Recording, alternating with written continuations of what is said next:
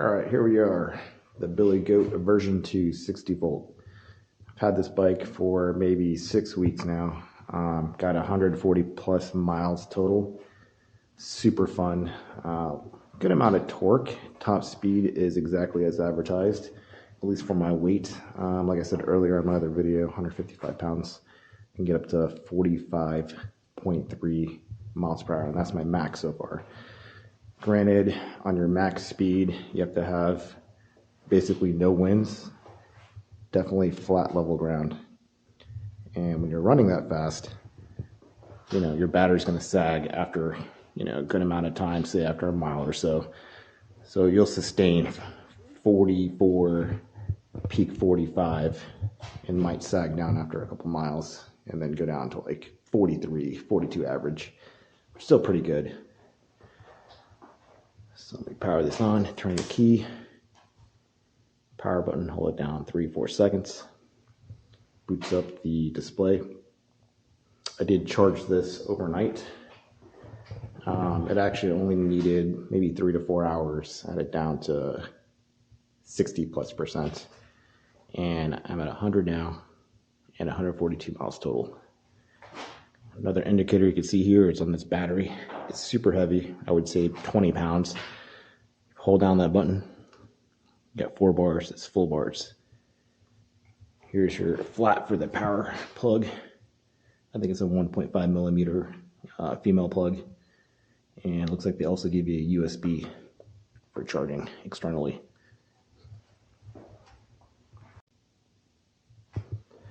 Coming back around this way again, I did not put on the headlight, as I said earlier.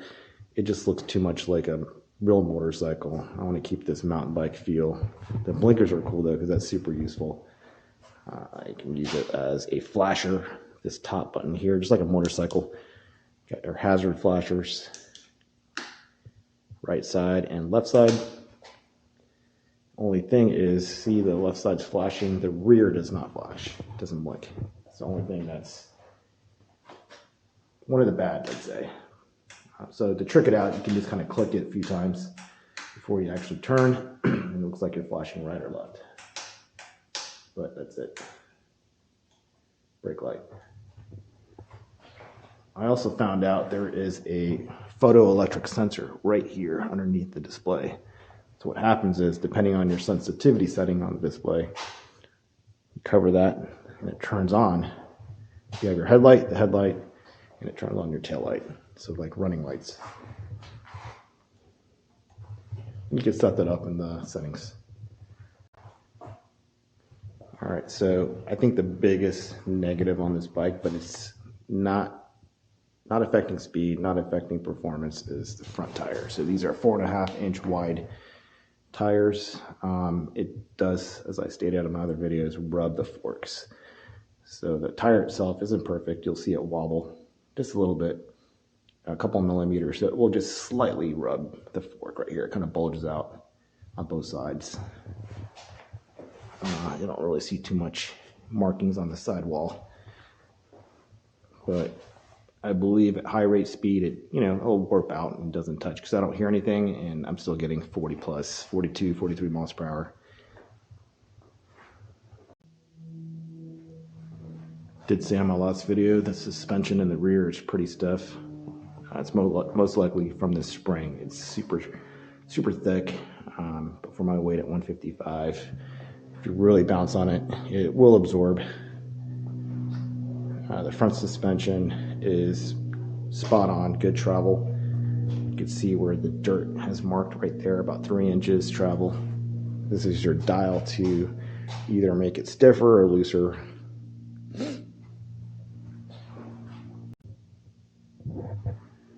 Also run an external GPS unit here so I can see the actual speed I'm running, because this can be about 2 miles per hour off. It's pretty close. I think when it goes over 35 miles per hour, it's about 2 miles per hour off. This also records the last top speed, your high speed. This one only shows your current speed as well as your total trip miles and your average miles.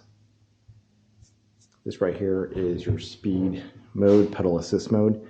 Right now it's on 0, so just pedal with no power. 1 up to 5. It's cool how it changes color because red means danger. Be careful. If you want, let's take a look at the computer settings. So you hold down plus and minus to get into the settings. You've got all these options. You go plus and minus to move up and down. So let's check them out. Backlight. I'll set that to 2. Miles. These are all default settings. 10 minutes before it shuts off.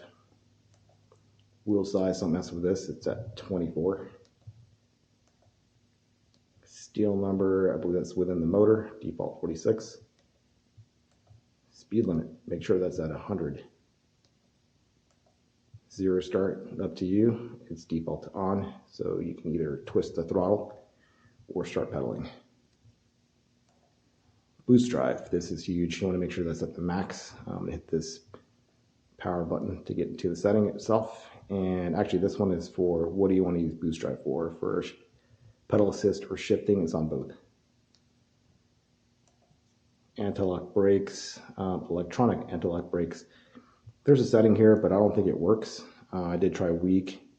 I don't think there's any electronic braking, so you just have your normal disc brakes.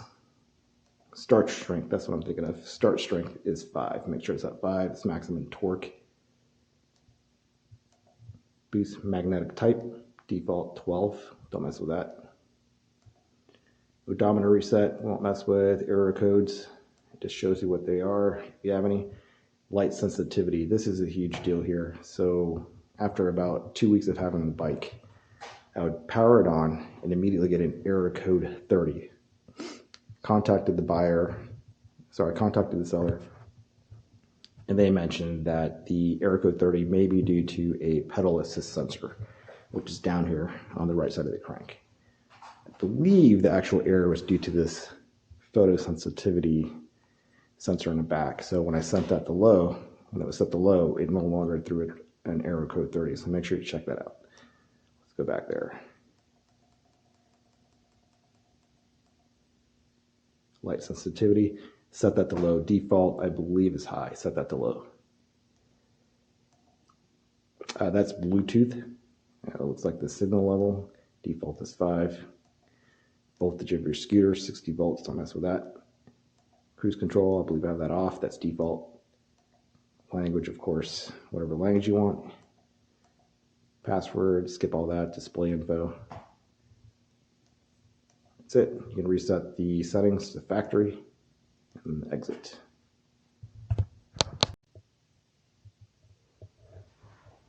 So one thing I wanted to show you was this horn I put on here. It's pretty good. So obviously the headlight is this big around diameter, and the horn is built into the headlight. So when you hit this button, it's built in for your lights, high beam, low beam, your signal indicators, and your horn. It's not loud at all. So the stock horn is not loud. I bought this sucker. It's just a battery operated external clip onto your handlebar. Super loud, if not louder than the stock horn. Ronglun, I believe that's how you pronounce that. What's interesting is on e-bikes that I've owned, the rear brake is on the left. So that pushes the left caliper. They're piston driven on both sides, so that's a really good feature. And of course your front brake is on the right side.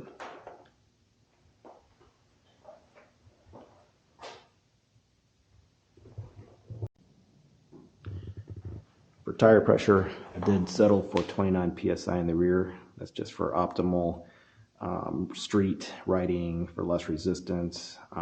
The max is 30 psi. For the front, I do have 27 psi. Having that much air doesn't affect riding comfort since the suspension does absorb a lot.